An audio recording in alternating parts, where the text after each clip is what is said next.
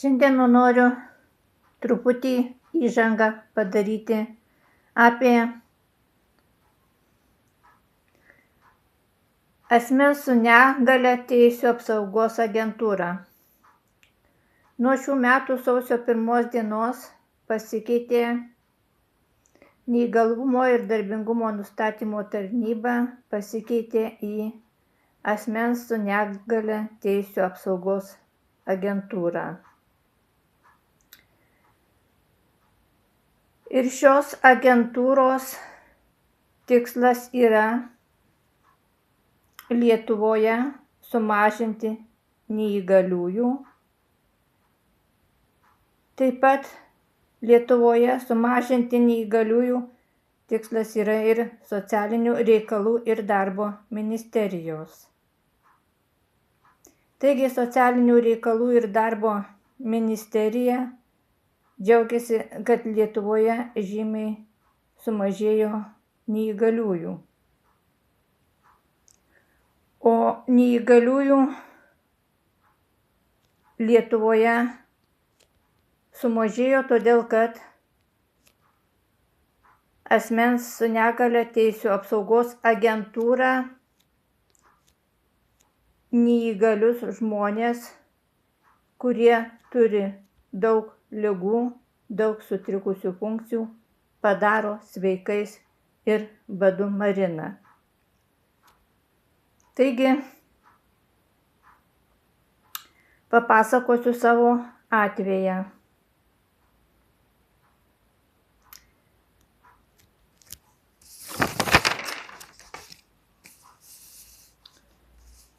Šiaulių 3 teritorinio skyriaus asmens su negalia teisių apsaugos agentūros vedėja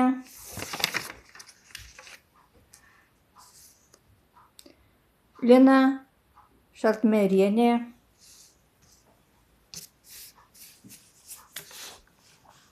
nevertino mano 5 sutrikusių funkcijų.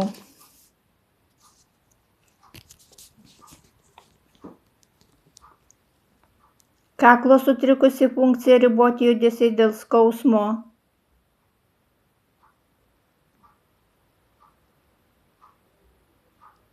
Peties sutrikusi funkcija, riboti judesiai dėl skausmo.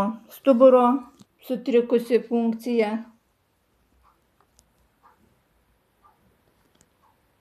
Riboti judesiai dėl skausmo. Kojos sutrikusi funkcija, riboti judesiai dėl skausmo. Hipertenzinė širdies liga be širdies nepakankamumo stazino. Pakeliu labai mažą krūvį. Uždūstų, trūksta oro. Taigi, šitos visos sutrikusios funkcijos yra surašytos mano šeimos gydytojos.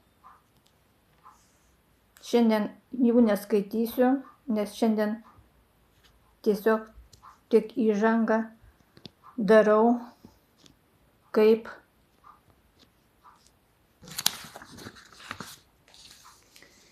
skyriaus vedėja Lina Šaltmerienė nevertina sutrikusių funkcijų, padaro sveiką ir badu marina. Taigi mane sveiką padarė. Sprendimas yra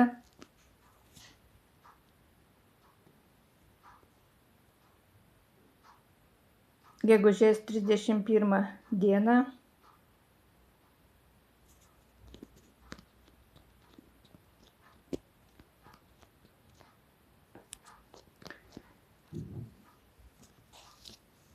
ir aš negaunu jokių pinigų, badu marinama nuo gegužės 1 dienos, tai yra 2 daugiau mėnesiai.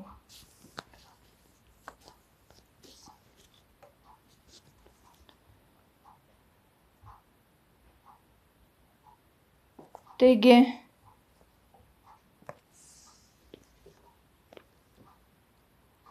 Lietuvoje mažinama žmonių su negalia, padaromi